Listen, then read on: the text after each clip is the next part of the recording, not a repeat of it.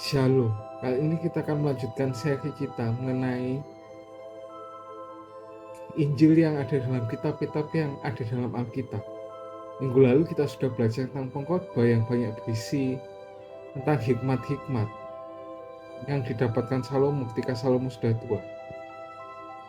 Kali ini kita akan mempelajari dan merenungkan dari kitab Kidung Agung yang merupakan gombalan-gombalan Salomo waktu Salomo itu masih muda.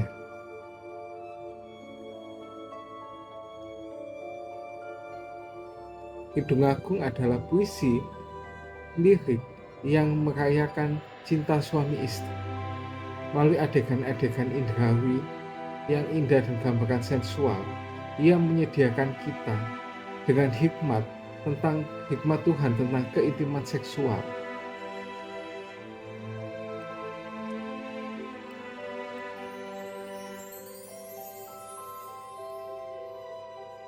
Bagi mereka yang belum menikah, nasihatnya adalah untuk menunggu sampai menikah untuk mengekspresikan dan menikmati keintiman seperti itu.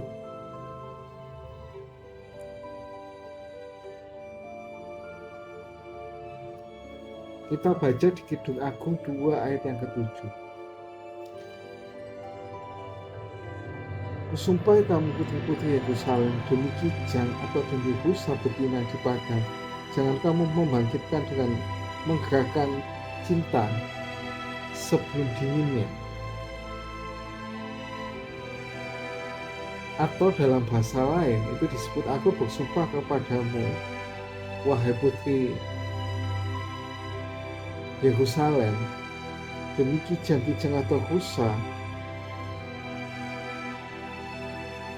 betina di padang, supaya engkau tidak membangkitkan atau membangkitkan cinta sebelum ia berkenan. Terus juga kita bandingkan dengan yang ada di pasal yang ketiga ayat yang kelima. Kusumpahi kamu putri Yerusalem demi kijang atau rusa betina di padang, janganlah membangkitkan atau menggerakkan cinta seperti sebelum dinginnya. Kalau bagi yang sudah menikah, itu adalah teguran untuk bertumbuh dalam keintiman, seperti yang ada di Kidung Agung 6 ayat yang ketiga. Aku mempunyai kekasihku dan kepunyaan kekasihku yang mengembalakan domba di tengah-tengah bunga bakung.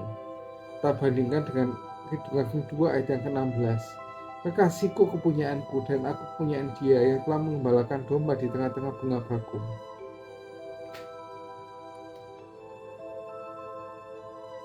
Lalu di ayat pasal 7 ayat yang 10, kepunyaan kasihku aku kepadaku gairahnya tertuju.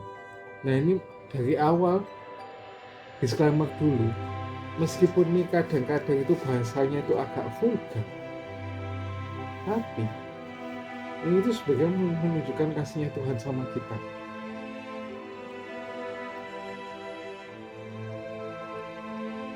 Lanjut dulu. Selama berabad-abad, berbagai penafsiran alegoris dari Kidung Agung telah berusaha mengidentifikasi mempelai pria sebagai Kristus dan mempelai wanita sebagai gereja, atau mempelai pria itu sebagai Tuhan dan mempelai wanita sebagai Israel.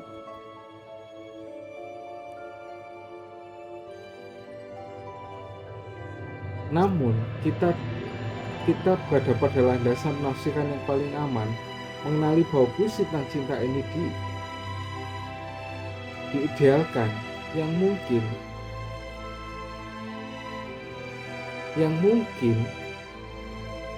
digunakan dalam upacara yang berkaitan dengan pernikahan pada zaman Salomo. Meskipun menggambarkan pernikahan yang disetujui oleh Tuhan, ini juga lebih merupakan representasi dari cinta yang ia hargai daripada metafor yang diperluas tentang Kristus dan gerejanya atau jiwa orang percaya. Dengan demikian, Kidung Agung ini memberitahu apa yang kita memberitahu kita apa yang Tuhan lakukan, yang Tuhan hargai maksudnya, yaitu pernikahan yang penuh kasih, termasuk kasih sayang, fisik dan emosional, kesetiaan terhadap orang lain, perlindungan terhadap orang lain, dan penghargaan terhadap orang lain yang bahkan mungkin menganggap dirinya tidak layak menerima cinta seperti itu.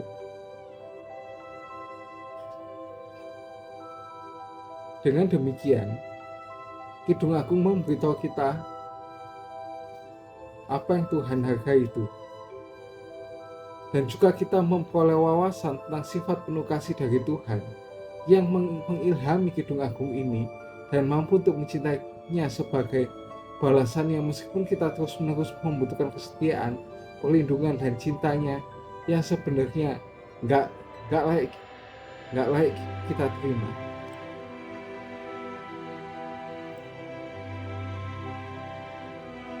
Namun karena Kidung Agung ditemukan di Alkitab, kita harus membacanya berdampingan dengan kitab-kitab hikmat yang lain, seperti Ayub, Amsal, dan Pengkhotbah, dan dalam terang wahyu hikmat kasih yang hakiki.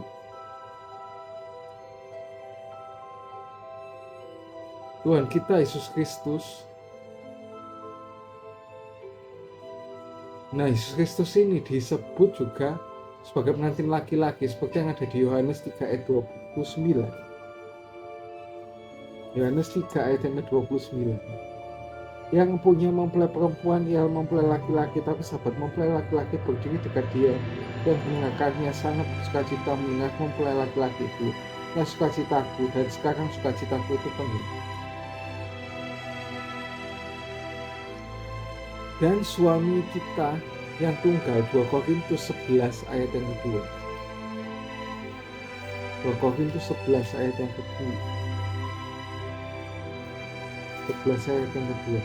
Sebab aku cemburu kepada kamu dengan cemburu ilahi, karena aku telah mempertunangkan kamu kepada satu laki-laki yang membawa kamu sebagai perawan suci kepada Kristus. Kerajaannya dan penyempurnaannya seperti pasal pernikahan, seperti yang katakan di Matius 22 ayat yang kedua. Matius 22 ayat yang kedua. Hal kerajaan juga seumpama seorang raja yang mengadakan perjamuan kawin untuk anaknya, dan dibandingkan di Wahyu 19 ayat yang ke-19. Dan aku melihat binatang itu dan raja-raja di bumi. 19 ayat 9. Sorry, keliru. Lalu ia berkata kepadaku, tuliskanlah berbahagialah mereka yang diundang ke perjamuan kawin anak domba. Katanya kepadaku, perkataan ini adalah benar dan perkataan ini adalah dari Allah.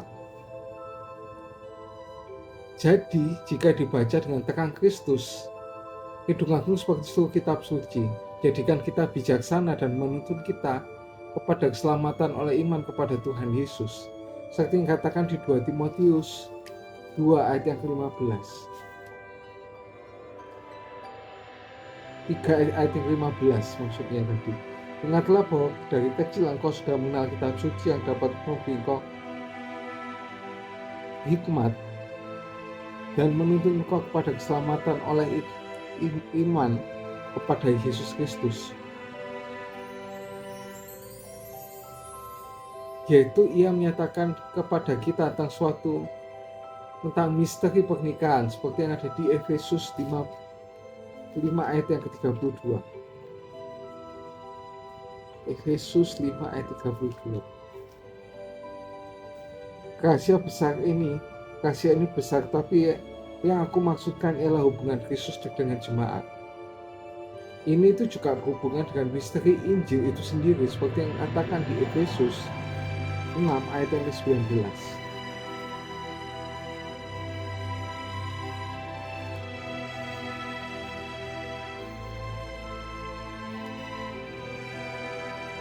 Dan kata Efesus 6 ayat 19, juga untuk aku supaya kepadaku jika aku membuka mulutku dikaruniakan perkataan yang benar agar dengan keberanian aku memberitakan rahasia Injil. Karena pernikahan itu sendiri adalah sebuah lembaga yang memperlihatkan Injil kasih karunia. Seperti yang katakan di Efesus 5 ayat 22 sampai 23. Hai istri, tunduklah kepada suamimu seperti kepada Tuhan. Karena suami adalah kepala istri, sama seperti Kristus adalah kepala jemaat. Dia adalah yang menyelamatkan tubuh.